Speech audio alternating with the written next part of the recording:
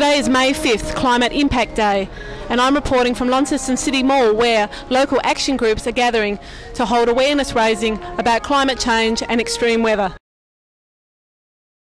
So today's event is a part of the 350.org campaign, essentially, which is a global recognition of the climate change events that are happening throughout the world. So there's other people all around the world that are raising awareness about climate change, just like we're doing here in Launceston. So there's a group in Hobart as well, and there'll also be a group in Powattina tomorrow, and lots of people around the world doing the same thing. So it's about raising awareness of climate change and the different weather events that are happening.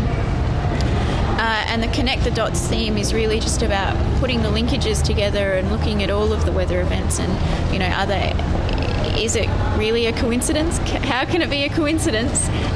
And so that's really what the event's about, and I guess I'm here supporting that and trying to raise the awareness so people can make positive change for a better world.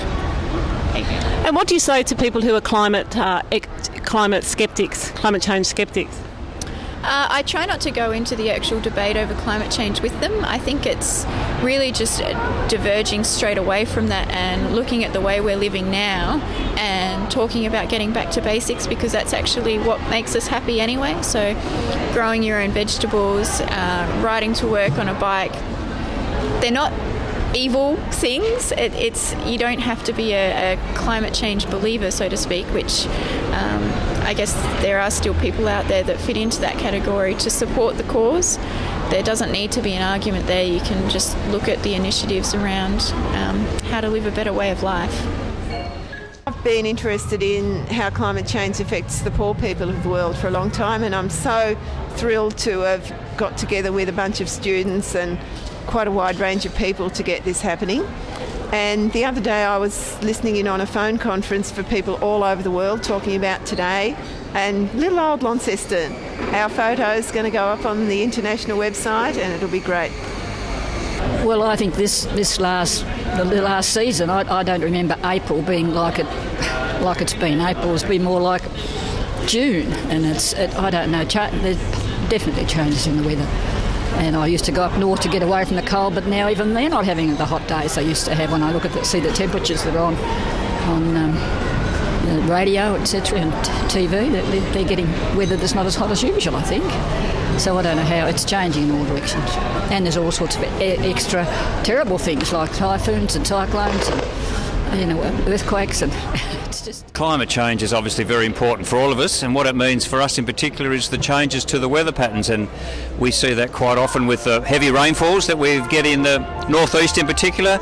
Not as much in Launceston, but around about, but that affects the rivers, so it is having an impact, and we're obviously building the levees to help with those as well. But there's going to be lots of changes in the years, as we know with the climate changes happened right through history, and that'll continue to happen. Some people might say, what's the point acting locally if we're not seeing international change? I think it's about having the best of both worlds. So international change is obviously really important, but if we look at it on a local level, if you look at how many people are on the ground as opposed to how many organisations there are globally, it really is the people on the ground that are going to drive the change already. If everybody in Tasmania turned off their lights at night and rode their bike to work, the amount of carbon emissions that we'd be saving would far outweigh anything that the governments could do. So it's really got to come from both areas, but I think it's the people on the ground that are going to push that change in the first instance.